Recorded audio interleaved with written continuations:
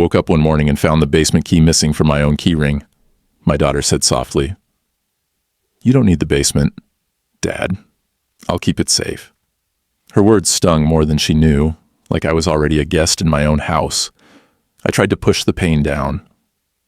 But then I noticed the mail tampered with, my signature forged on papers I never signed. What she didn't know, I had called an old lawyer friend, and together we uncovered a secret account. And the plumber who found a hidden panel below proved she had more than one truth to hide. And just when the family thought they had me cornered, the courtroom echoed with her own voice on tape, betraying herself in front of everyone. So, what did she really hide beneath my home, and how did I turn the last key in my favor? Stay with me until the end of my story, and comment the city you're watching from so I know how far my voice reaches. The house was quiet that morning, too quiet for my liking. Floorboards complained under my steps, the same ones I'd sanded smooth decades ago when my back was stronger and my hands didn't shake. The scent of old pine still lingered in the hallway, faint but steady, like a reminder that time could not erase everything. Reaching the staircase, I steadied myself against the banister, fingers curling around the polished rail. A bottle of blood pressure pills waited for me on the counter downstairs. Swallowing them had become as natural as breathing, though the act always left a bitter aftertaste, an unwelcome reminder of age creeping in. Still, independence mattered. Every measured step was proof that I hadn't surrendered just yet. The clink of silverware broke my thoughts. Marjorie stood in the kitchen, hair tied up neat, voice brisk as ever. "Dad, I'll handle the basement key from now on," she said casually, as if she were mentioning the weather. Before I could respond, her hand slipped the small brass key into her pocket. "It's safer this way. You don't need to be down there." The words fell heavy, polite, yet final. My jaw tightened, but I forced a smile, unwilling to ignite a quarrel so early in the day. Watching her purse swallow the key felt like a stranger locking me out of my own life. Later, I drifted toward the basement door out of habit, palm pressing against the cool brass knob. Behind it had lived my workshop, chisels, varnish, the rhythm of the lathe humming through the wood. Once, the place had been alive with sawdust and creation. But without the key. Silence pressed against me. I knocked lightly, as if the door itself might answer. "Maybe tomorrow," Marjorie said from across the hall, her tone clipped, managerial. I nodded, feigning acceptance, though a hollow ache gnawed at me. It wasn't just a locked door. It was a small theft of who I had been. That afternoon, Chester waved at me from his driveway, a mug of coffee in hand. He grinned, easy as always. "Haven't heard your lathe in weeks. Harlan, retiring the old craft?" The words came light, almost joking, but the sting burrowed deep. Retiring? The notion felt like an insult, even if unmeant. I laughed along, brushing off the ache in my chest. "Maybe I've just been too busy," I said, voice thinner than I'd intended. But Chester's smile lingered in my mind long after he went inside, the casual observation cutting sharper than he could ever know. Inside, the day dimmed. I paused at the mantel where Eveline's photo stood, her eyes bright with the patience she'd carried through our years together, whispering into the quiet. I repeated her old words. "Hold on to yourself." The promise gave a small strength, though not enough to confront Marjorie, not yet. Instead, I resolved to watch, to listen, to bide my time until I understood what was shifting beneath my own roof. Dinner was polite, mechanical. Marjorie portioned out my plate before I could reach, moved my mail from its usual spot to a shelf out of reach, adjusted the thermostat without asking. Each act masked as care. But together, they whispered control. I noticed, of course, every detail registered, the bank envelope tucked where it didn't belong. The calendar nudged a week ahead, but silence became my ally, a shield I chose for the moment. To speak then would have meant surrendering more ground than I was ready to lose. Later that evening, as shadows stretched across the walls, I caught it, a faint hum drifting through the floor vents. It wasn't the refrigerator, nor the old furnace. A steady, unfamiliar rhythm thrummed below my feet, reflexively. My hand reached for the key ring that no longer hung at my side. The empty air mocked me. From the kitchen, the sound of Marjorie's purse shifting brought a soft, metallic jingle. That bright little sound told me more than words could. I was already locked out of my own life. The rumble of an engine cut across the late afternoon stillness, a sound too unfamiliar to ignore. Tires crunched over the gravel drive, and through the living room window, I caught sight of a white van pulling in. The words, Rufus Plumbing, were scrawled in fading blue paint on its side. My brows furrowed. No call had been made, at least, not by me. A man in his 40s stepped out, tall and broad-shouldered, dressed in a blue work shirt with sleeves rolled to his elbows. He slung a heavy tool bag over one arm and walked up to the porch as though he belonged there. Before I could rise from my chair, Marjorie darted ahead, opening the door with a quickness that made my chest tighten. Dad, this is Rufus. The pipes downstairs are leaking. He's here to fix it. Her voice was too crisp, her smile stretched too thin. She hadn't mentioned a leak before, and she certainly hadn't asked me if I wanted someone poking around the basement. The words were offered as fact, not invitation. That so? My tone was even, though the words had a weight to them. She ignored it, brushing past, guiding the man toward the back of the house. I caught the faintest quiver in her hand as she tucked a strand of hair behind her ear. It was small, but enough to sour the air. Rufus set his tool bag down by the kitchen entryway and cleared his throat. Basement access would be best, ma'am, straight to the source. That was when I saw it, a flicker across Marjorie's face, the briefest stall in her movements. Her hand hovered near her purse, fingers drumming against the strap. She hesitated so long the silence pressed heavy on us all. Finally, she fished out the key, holding it tight before striding forward. I'll open it for you, she said quickly, already moving toward the door. I followed at a distance, watching her body block most of the entry as she jammed the key into the lock. She slipped inside ahead of Rufus, almost shielding the dark stairwell with her frame. Something in her stance wasn't about safety. It was about hiding.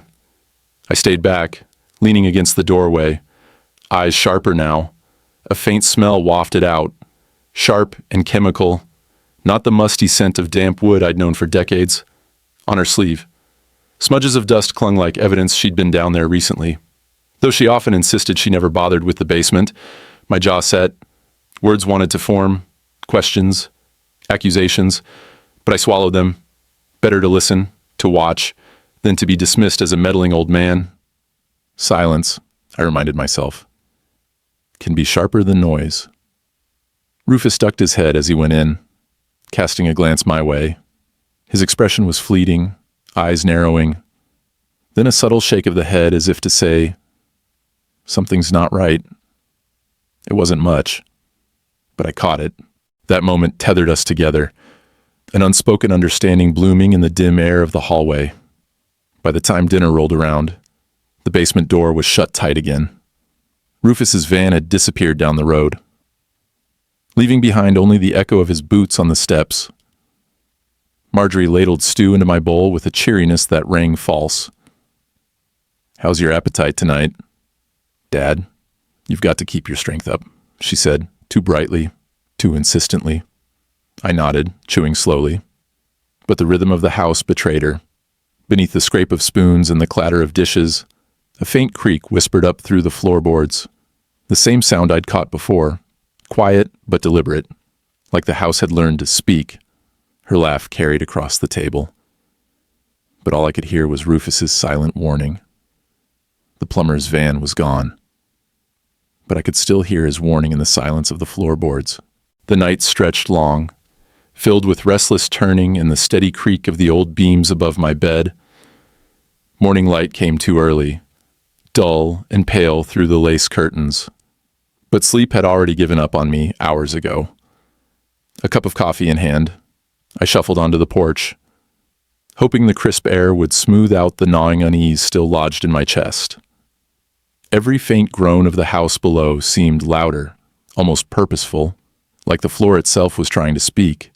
Down the driveway, The plumber's van was still there, its white panels streaked with dust. The man leaned against it, phone pressed close to his ear. His voice carried just enough for the words to cling to the cool air. "You can't keep this down there forever." The sentence hung, sharp as broken glass. It wasn't about pipes.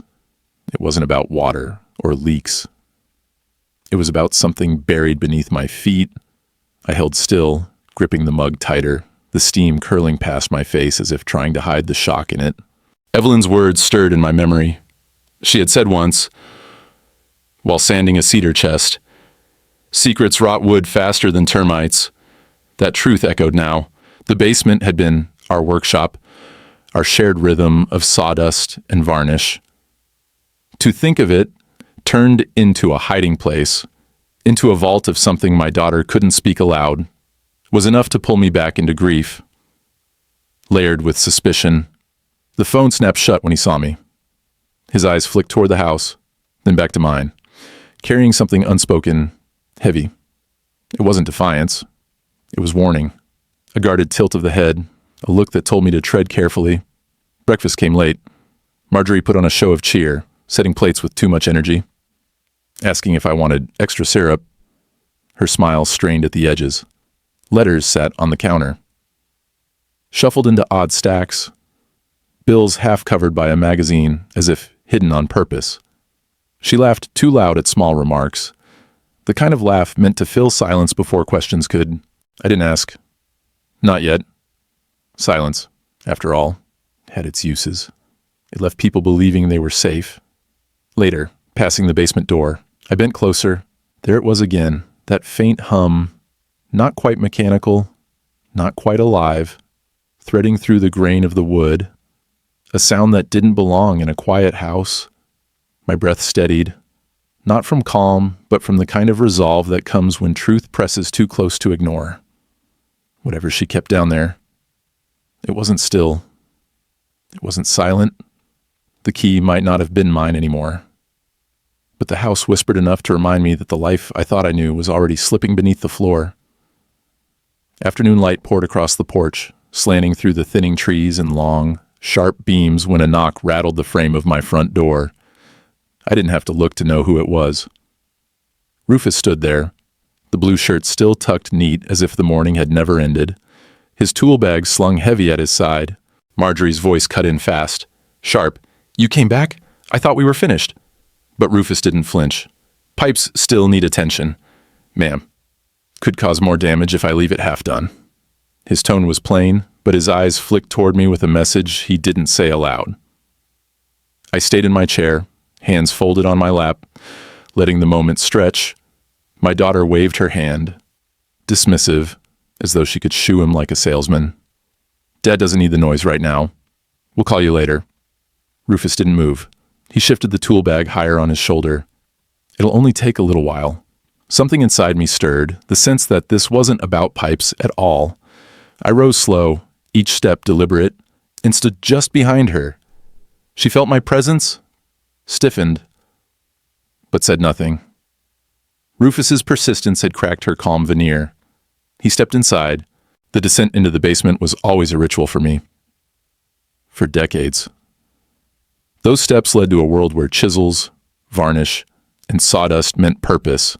Now, I lingered at the top, leaning on the railing, watching Marjorie's shoulders tighten as she hurried down with Rufus. The bulb hanging overhead cast a thin orange glow. Shadows stretched across the cement. And in that stretch of shadow, I caught a glimpse, metallic lines, strange wiring strung like veins.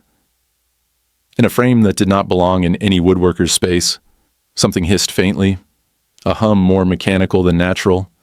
My breath caught. This was no broken pipe. The sight struck me harder than I expected. My chest thudded, not from age but from memory. Evelyn's cabinet, oak, hand-rubbed, the one we built together for our 25th anniversary, was supposed to sit in that very corner. She had carved the inlays with patience, humming hymns as she worked. I had finished it with oil so rich it glowed like honey. Now, it was gone. In its place stood crude machinery, wires bundled with tape, gears smeared with burnt oil. The smell was acrid, not of wood, but of something engineered in secret. It wasn't just an object stolen. It was Eveline erased.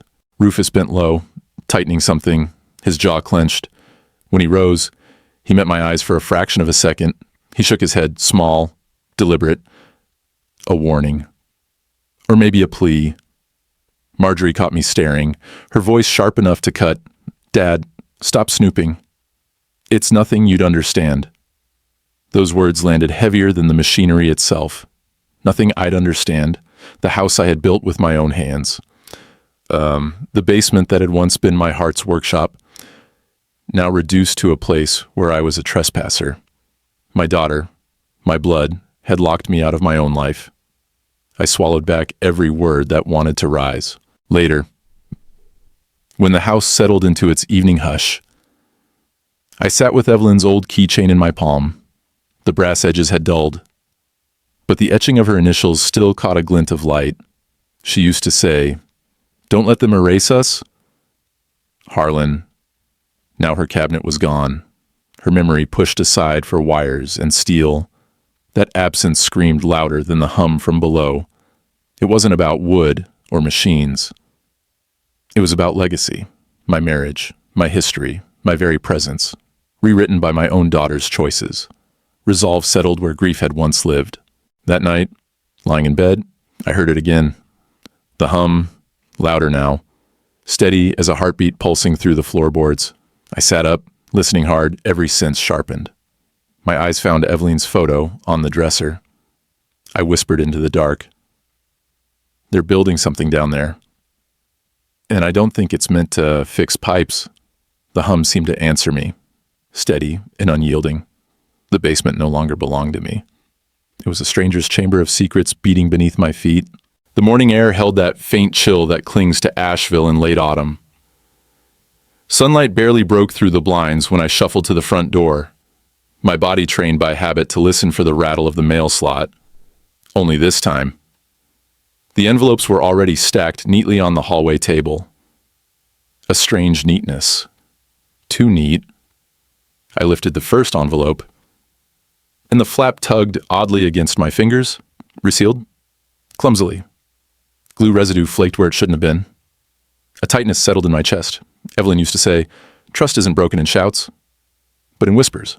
This felt like a whisper torn open. Bills, notices, insurance forms. My name in familiar ink, my signature, only it wasn't mine. The loops were too rushed, the tail on the H wrong. And tucked between them, a legal notice. Bold at the top, transfer of property rights. The words swam in front of me. My home, the workshop I built, board by board. Eveline's roses buried under the soil in the backyard. All of it, suddenly dangling by forged paper. "Marjorie," I called into the kitchen. She breezed in, mug in hand, all casual warmth. "You're up early, Dad." I held the envelopes up. "Why are my papers opened?"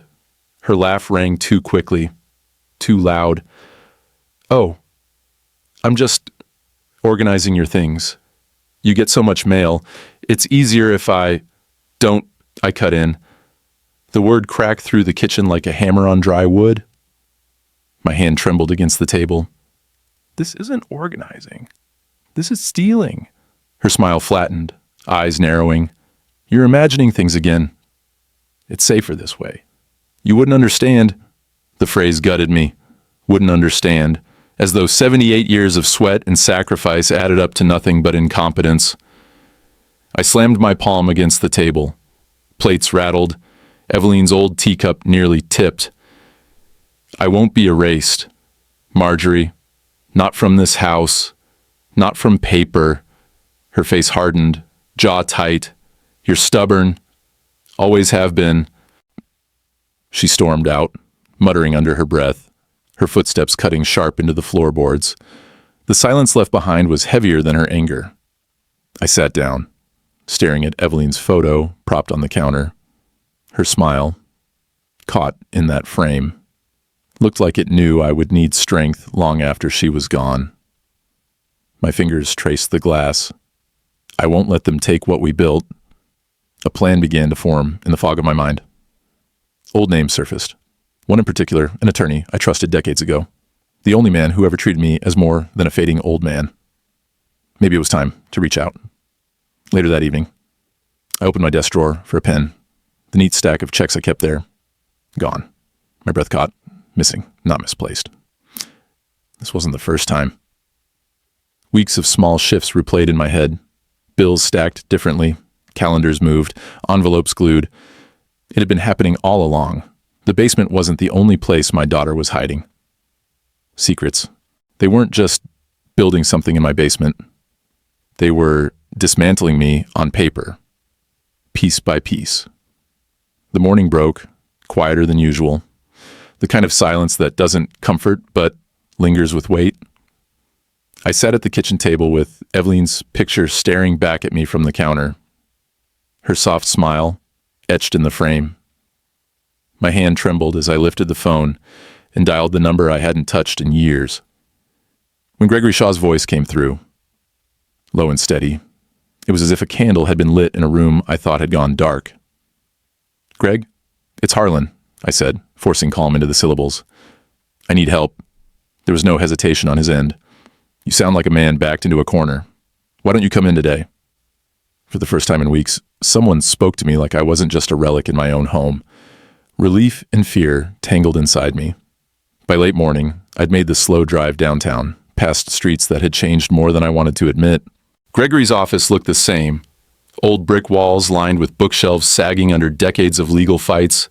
The man himself stood tall, though older, gray thick in his beard, eyes still sharp as chisels. He gripped my hand with warmth that reminded me I still mattered to someone. "You look tired, but steady," he said, ushering me inside. "Sit. Tell me everything." I spread the stack of letters across his desk, creased envelopes, half-open seams, pages that weren't where they should be. Gregory leaned forward, pulling on his glasses, and examined every line. His pen circled certain strokes of my name, shaky curves that weren't mine. "This isn't your hand, Harlan," he muttered, tapping the page. "This is forgery. Sloppy, but dangerous enough if unchecked." The words hit like a hammer. I'd feared it. But hearing proof sent blood rushing to my ears. Betrayal wasn't just in my imagination, it was inked on paper, signed with my stolen name. "We can't just storm ahead," Gregory cautioned. "Courts don't move on anger alone. We need a trail, a record of every piece tampered with, copies, photographs, witnesses. You gather, I'll build the case." I wanted action, to slam doors and demand my life back, but the weight of his voice reminded me, patience was also a weapon. I nodded, swallowing the burn of helplessness. "Then I'll watch. I'll write. Every page, every envelope, they touch. It'll be marked." He placed a hand on my arm, the gesture more steadying than words. That's the Harlan I remember. When I returned home, the air inside felt heavier. Marjorie stood by the sink, humming off-key, too cheerful. She turned, eyes scanning me with suspicion. "Did you enjoy your little outing, Dad?" she asked, voice honeyed but sharp at the edges. I slipped Gregory's card deeper into my pocket, the paper pressed against my palm like a secret oath. "Just drove around," I said evenly. Her gaze lingered, trying to read more than I offered. Then she turned away, leaving silence between us that spoke louder than any words. That night, I sat at my desk, leafing through bills. An envelope had been slit open, its bank statement stripped of pages. My chest tightened as I clenched the papers, rage rising not as an outburst but as a vow. "They won't win." I whispered to Eveline's picture, the words steady, the fight gathering. The ink on those papers wasn't just stolen, it was my life rewritten by hands I once trusted most. The phone rang around noon. I shuffled over, already expecting the usual political robocall or some reminder from the clinic. Instead, it was my nephew. His voice was clipped, rushed, and distant. "Uncle Harlan, I can't talk long. Maybe it's better if you don't get too involved in things right now." Before I could press him, the line went dead. I stood there, holding the receiver like it had turned to stone in my hand. The next call wasn't much better. A cousin who normally asked about the fishing season cleared her throat twice before hanging up with a vague excuse. Their distance wasn't born of busyness. It carried the weight of someone else's influence, words planted like weeds by afternoon. The truth surfaced from the hallway. I caught Marjorie's voice, sharp as broken glass, as she whispered into her phone. Dad's confused. He's been slipping. You can't trust what he says anymore. The words sliced through me. Confused. Slipping. I hadn't forgotten who I was. Not once. But the people hearing her voice would believe her because she sounded so certain. My own daughter was gutting me with lies, and she wasn't even raising her voice to do it. The pattern was unmistakable. That evening, my sister-in-law, Helen, dropped by with a casserole. She smiled politely, but her eyes darted away when I tried to meet them. Marjorie told us you've been forgetting things. Maybe just let her handle everything for you. It's easier that way. The dish was still warm when she left, but the air inside my chest turned cold. Each word she repeated was another brick Marjorie laid to wall me off from the family. Isolation wasn't sudden. It was built. Step by step, rumor by rumor. At dinner, I reached my limit. The fork clattered from my hand. You're rewriting me in front of my own blood, I said. Each word slow and deliberate. Marjorie's eyes narrowed, a smile that wasn't a smile curving her lips. You're doing that to yourself. Dad, I don't need to lift a finger. The silence that followed was louder than any argument. Forks scraped plates, but no one chewed. Later, after the lights dimmed, I sat at my desk. Evelyn's letters rested in a shoebox I hadn't opened in years. Her handwriting curved across the paper, steady and sure. A voice from the grave whispering, "Don't let them bury you alive." The paper crinkled in my grip as I whispered back, "I won't let her." Just as I steadied myself, the answering machine blinked red. I pressed play. Rufus's voice filled the room, hushed and strained. "I think I know what she's hiding down there, but you need to be ready before you see it." The message ended, leaving the room unbearably still. Upstairs, Marjorie hummed a tune, carefree, while below us something darker stirred. The lies above ground were suffocating, but the truth waiting below would choke me if I wasn't prepared. The living room felt more like a courtroom than a home. Relatives filled the seats Marjorie had so carefully arranged, their faces stiff, some avoiding my eyes altogether. The smell of pot roast lingered from an earlier meal, but it did nothing to warm the chill in the air. She had gathered them here, I realized, not for family unity but for judgment. Marjorie stood near the fireplace, shoulders squared, voice sharp as she began. "Dad isn't well." He's confused. I've been doing what I can to keep things in order. But it's time everyone knew. Gasps and murmurs moved across the room like wind through dry leaves. A cousin shifted uncomfortably. Another nodded along. The stage was hers. And I was the accused. The words hit harder than I expected. Confused? Unstable? I gripped the armrest of my chair, steadying myself as the weight of her betrayal pressed down. She painted me as frail, a liability, a burden, and in the eyes of those gathered, I could see her story taking root. The sting was sharper than any chisel I'd held in my workshop. I rose slowly, joints protesting but voice steady. You call me confused, but let me tell you what confusion really looks like. My mail has been opened without my consent, my signature. I pulled a folder from beneath my chair. The papers Gregory had marked. Has been forged on documents I never signed. Checks missing from my drawer. Property transfers I never authorized.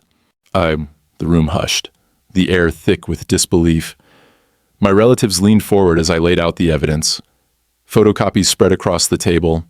My heart pounded, but my words were deliberate, each one striking against the lies Marjorie had spun. For the first time in weeks, I didn't feel invisible. The front door creaked open, and Rufus stepped in, his blue work shirt smudged from the day's labor. In his hands, A small stack of photographs. Without a word, he placed them on the coffee table. Images of the basement device stared back at the room. Metal frames, wires coiled like serpents, the crude replacement where Eveline's cabinet once stood. A ripple of whispers surged. My relatives leaned in, eyes widening at the proof. Marjorie's face tightened, her composure cracking. She stammered, That's not what it looks like. It's just repairs." But no one believed her. The device was no plumbing fix. It was something concealed, deliberate, and dangerous. Her hands trembled as she clutched the edge of the table. Then her voice broke, words tumbling out with venom. "You think he ever cared for us? He cared more for his wood and his dead wife than he ever did for me." The confession cut through the air, raw and jagged. Gasps echoed again, but this time, not in my direction. I felt the ache in her words, but also the clarity of them. This wasn't about safety or confusion. It was about resentment, years of it festering until it twisted into this. She wanted to erase me, not because I was weak, but because in her eyes, I had loved someone else more. Silence settled heavy over the room. No one spoke, no one defended her. My relatives, once so easily swayed, now stared at her with unease. The foundation of her lies had cracked wide open. I slipped a hand into my pocket, fingers curling around Eveline's old keychain. Cool metal grounding me in that moment. My whisper was for her. Though the room seemed to lean in to hear it, the truth always comes up from the dark. And in that silence, I knew the basement wasn't just beneath the house. It was beneath every word Marjorie had spoken about me. The morning came heavy, its silence pressing down on the house like a wet wool blanket. No clatter of pans from the kitchen, no idle chatter spilling from the hallway, just whispers, low, fractured voices that stopped whenever I walked into the room. My steps across the creaking floorboards felt louder than they should, like every sound was accusing me of tearing the family apart. Some of my kin couldn't even look me in the eye. They glanced away, lips pursed, shoulders stiff. Others kept their distance altogether, retreating into corners of the house as if my very presence were poison. The air itself felt different, charged, brittle, like the aftermath of lightning. By mid-morning, the cracks were no longer whispers. They were visible divides etched into the faces around me.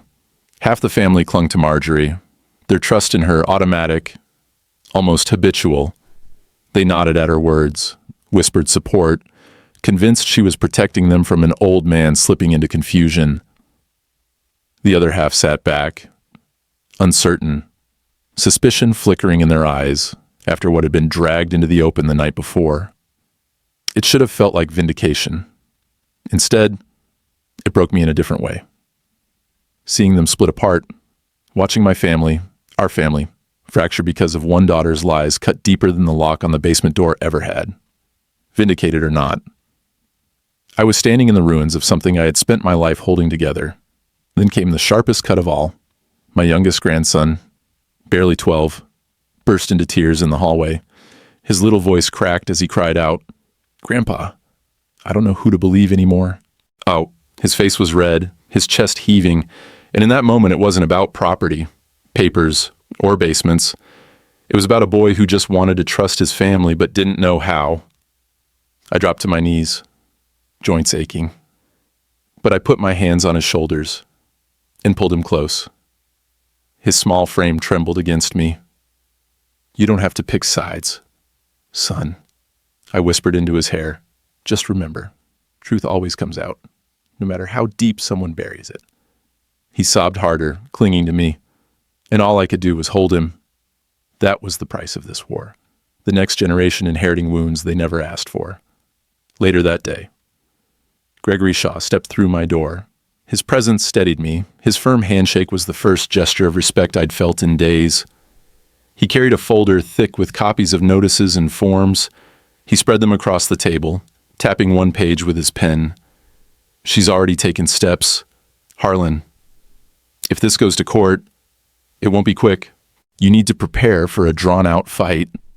His words landed heavy. Marjorie hadn't just dipped her hands in forgery. She had already begun to anchor her lies in legal soil. I clenched my jaw, feeling the weight of years pressing on me. At 78, I wasn't supposed to be fighting wars like this, but Gregory's eyes told me the truth. If I didn't fight, I'd lose everything Evelyn and I had built. As the day wore on, Rufus returned quietly. He pulled me aside near the workshop, his eyes darting as if afraid of being overheard. From his tool bag, he drew out a handful of papers, contracts with my name scrawled across them in a shaky, unfamiliar script. "Found these tucked behind your tool chest," he murmured. The signatures bled dishonesty, letters tilted wrong, strokes uneven, partial evidence, yes, but damning all the same. I took the papers in trembling hands, staring at each signature as if it were a nail driven into my life. If these were real, she had started planning this long before she pocketed the basement key. This wasn't sudden desperation. It was a campaign, slow and deliberate, to erase me by evening. The house had emptied of whispers and footsteps. Relatives had gone their separate ways, fractured and uncertain, leaving behind a silence that roared louder than any argument. I sat alone, documents spread before me, one shaking in my hand, and in that silence, it hit me. The basement was only half the truth. The real betrayal wasn't humming beneath the floorboards. It was written here, line by line, forged stroke by stroke, dismantling me piece by piece. The certified envelope arrived on a gray Monday, the kind of mountain morning where the fog sits low and stubborn. The mail carrier apologized for making me sign with a pen that barely wrote. The line of my name wobbled across the receipt, and for a second I felt like I was proving Marjorie right, as if shaky ink could testify against a steady mind. The envelope was thick, corners hard, stamped with a green barcode that looked like a warning. I set it on the kitchen table, squared it with the wood grain, and stared until the coffee went cold.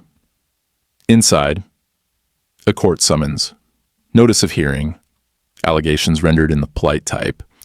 The kind that never raises its voice because it doesn't need to. Petition for guardianship sat there like a nailhead.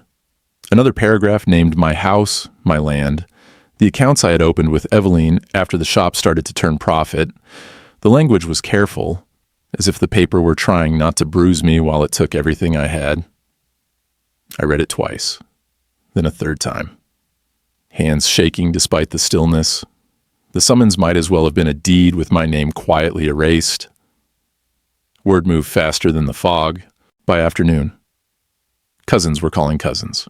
A niece texted a long paragraph that ended with, "Maybe it's time to let someone help." Help. That word can mean 1,000 things. None of them good when it arrives wrapped in doubt. Some relatives stopped by with pie and soft voices, telling me to rest, to let Marjorie handle logistics. Others kept their distance, loyal in silence to the version of me she had presented. The split, which had been a hairline, widened into a crack you could lose a ring in. I kept busy with useless tasks, tightening a screw in a cabinet that didn't need tightening, wiping the same clean counter twice. Work is a prayer when words won't do. The summons lay under a magnet on the fridge, so I wouldn't keep walking back to reread it. The magnet, Evelyn's little ceramic bluebird from a craft fair, looked ridiculous holding down an avalanche. On Sunday, I pulled on the jacket Evelyn liked and walked to church. The parking lot was louder than usual, greetings floating and falling short of me. I took a pew near the back where my knees could stretch. The hymns helped. Old melodies stitched a line from my throat to my chest. And for a few minutes I remembered who I had been before signatures and locks became weapons. After the benediction, when half the congregation turned toward the doors, Marjorie stepped into the aisle up front, palms out like a schoolteacher calling for quiet. The murmur dimmed as people recognized her. "Friends," she said, voice bright with concern, "I need your prayers. My father isn't well. He's confused, and there are matters at home he doesn't understand. I'm trying to keep him safe, even when he fights me." Heads tilted, sympathy softening faces. Someone murmured, "Bless her heart." And I felt the floor move. I stayed seated. Anger is hot, but humiliation is cold. It slides under your coat and doesn't leave. She met my eyes then, just for a second. And the look wasn't triumph. It was calculation, an accounting of what the room now owed her. I shook hands as I left. Pressure light, smiles thinner than bulletin paper. A deacon laid a kind hand on my shoulder and said, "We're here, Harlan." The way you say it to a man after surgery. Back home, I phoned Gregory. He answered on the first ring, his voice steady, carrying weight without pushing it onto me. I told him what had happened at church. He was quiet for a beat, then said, "She's building a record. The more people who can repeat those words later, the stronger the presumption. Presumption." There it was again, the court's favorite fog. In the afternoon, I drove to his office. The old stone building hadn't changed. Cool hallways, law books in ranks, diplomas quietly insisting on competence. Gregory met me at the door and walked me back, his hand briefly on my elbow at the step. Not because I needed it, but because he still knew how to offer help without taking something in return. We spread the summons and the copies on his desk. He read carefully, lips pressed thin, and then leaned back. "We can contest this," he said, "but it won't be quick. She's alleging diminished capacity and risk of self-harm. To beat that, we need more than your word, in my opinion. We need contemporaneous records, consistent behavior, witnesses who've seen you manage your affairs." I nodded. "You believe me?" He met my eyes. "I do, but belief isn't the same as proof. If I testify as your friend and counsel, opposing counsel will say I'm biased. If I testify as an expert on capacity, I put my license on the line." The bar frowns on lawyers wearing two hats, especially when family pounds the drum of elder exploitation. He rubbed his brow. "I'll stand with you, but I have to be smart about how, The word stung less because he didn't pretend otherwise. Loyalty isn't blind. It reads the fine print and signs anyway. Still, a sliver of doubt worked under my skin. Even Gregory had to weigh me against his career. Everyone did. It seemed everyone but Eveline. And she was gone. We made a plan. I would gather bank statements from the past year, utility bills I'd paid online, a notebook with the maintenance schedule for the car, dates, mileage, next oil change penciled months in advance. I would reach out to the pharmacist who'd watched me manage prescriptions without mix-ups, to the librarian who'd seen me check out woodworking plans and return them on time, to the neighbor who'd seen me climb the ladder to clear gutters last month, slowly, carefully, but without losing my footing. A life leaves a trail. We would show mine wasn't wandering. When I got home, the house had that quiet I learned to fear, too tidy, too deliberate. On the counter, a casserole sat with a note from a cousin. "Thinking of you." Beside it, the latest bank statement I had hidden in the shop lay face down. I flipped it over. Several pages were missing. Somewhere in the house. A printer hummed once and fell silent, as if it had just remembered something it shouldn't have done. I set to work anyway. From the workshop, I pulled a shoebox filled with old receipts, scrap lumber, varnish, a new bit for the lathe purchased with a card that bore my name and no one else's. I lined them up on the kitchen table like fence pickets. I found the little steno pad where I'd logged furnace filter changes and water heater flushes. Each line was another small witness. I was here. I was tending. I was capable. Evening brought a sky the color of worn denim. I ate standing up, not trusting hunger. My phone buzzed with texts I didn't open. The house settled, board by board. I checked the deadbolt out of habit and laughed at myself. The danger wasn't outside. The knock came late. 3 soft raps that set the glass in the door to a faint tremble. I turned on the porch light and opened up to a man in an overcoat, rain darkening the shoulders. He was younger than Gregory, older than Rufus, with a lawyer's folder tucked under one arm.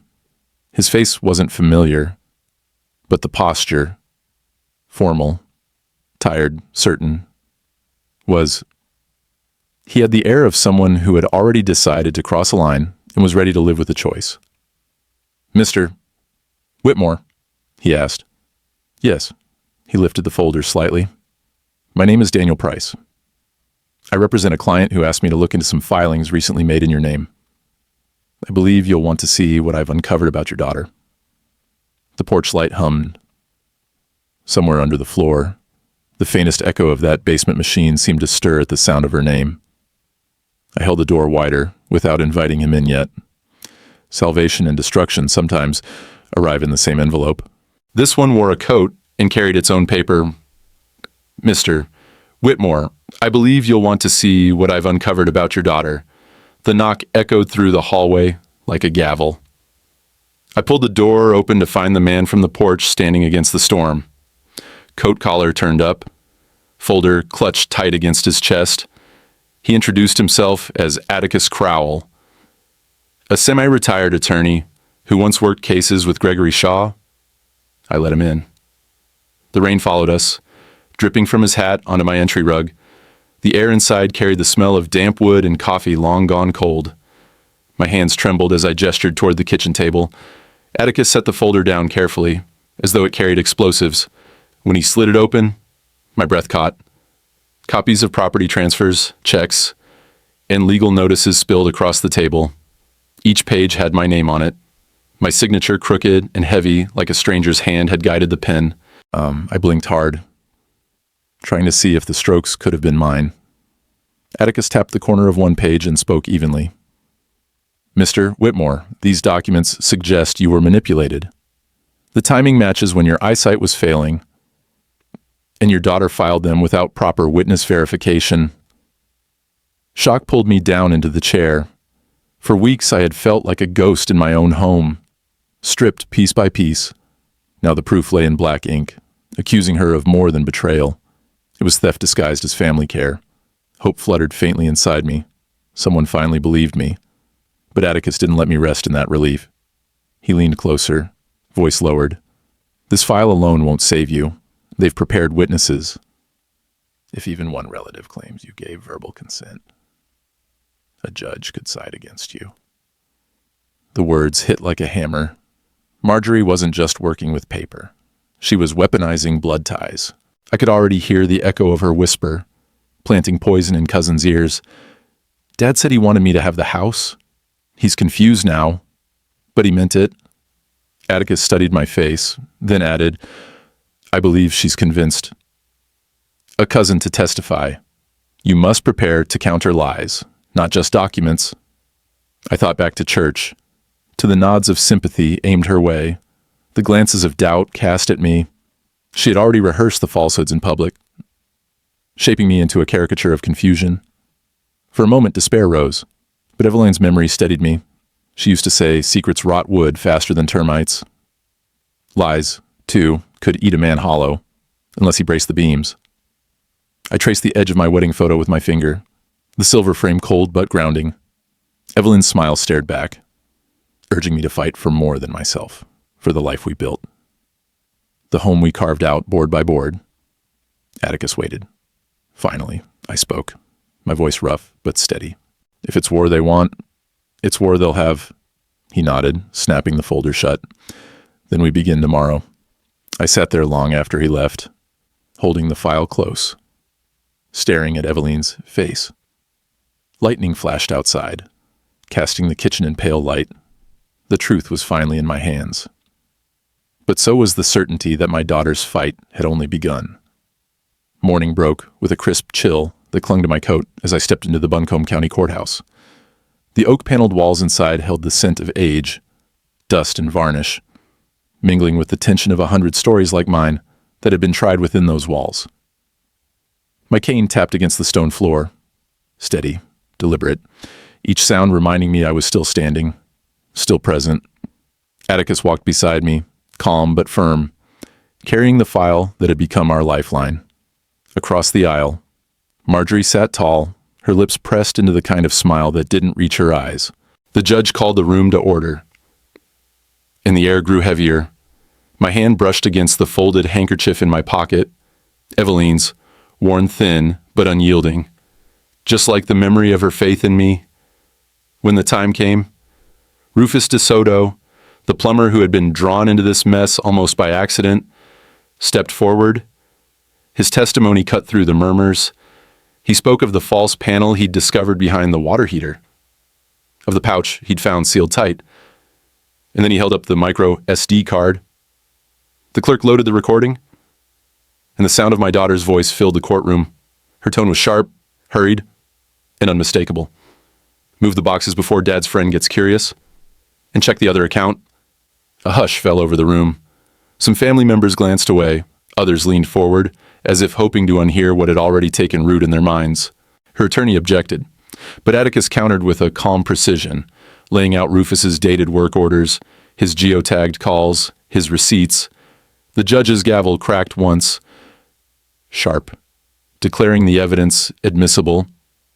Marjorie's face paled, the confidence in her posture faltering as the weight of proof began to crush her carefully built defense.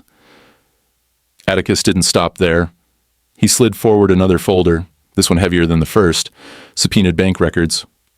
Pulled from a small credit union across town, the pages told a story of their own. My own checks, my own rental income, funneled quietly into an account that bore only her name. The handwriting on the transfers wasn't mine. The timeline matched the recordings. The picture was whole now. The judge spoke slowly, each word deliberate, the forged transfers annulled, the fraudulent management agreement voided, the hidden account frozen, title control returned to me. A protective order against further interference, and for the first time since Evelyn's passing, I felt the house of my life stand upright again. Marjorie's eyes burned at me from across the room, but there was nothing left for her to wield except silence. In the hallway, afterward, she cornered me. Her voice, once my daughter's, now carried the bitterness of defeat. You chose strangers over blood. I steadied myself and answered quietly. I chose truth over manipulation, boundaries over silence. Gregory Shaw joined us, reminding me with a hand on my shoulder not to engage further. Rufus returned the handkerchief I'd dropped in the courtroom, a small gesture, but it anchored me more than words could. That afternoon, back at the farmhouse, the air felt lighter, with Rufus's help. The false panel was removed and replaced with nothing more than a plain wooden shelf. No hum, no shadows, no secrets. The basement was once again just a basement. Later, I sat at the kitchen table and drafted a letter to Marjorie. It held no venom, only terms, counseling before any contact, restitution through the court, but I left it unsent. The law had already spoken louder than any letter I could write. As the sun set, I spoke aloud to Evelyn, my voice soft but sure. I told her what I had learned, never to sign without counsel, to guard our legacy with foresight, to separate compassion from blind access, and to trust that dignity comes from holding one's ground when darkness fell. I turned the last brass key in the farmhouse door. I hung it on the nail by her photo and whispered, "The house stands, and so do I." Justice, I realized, wasn't about revenge. It was about drawing a line so love could finally be honest again.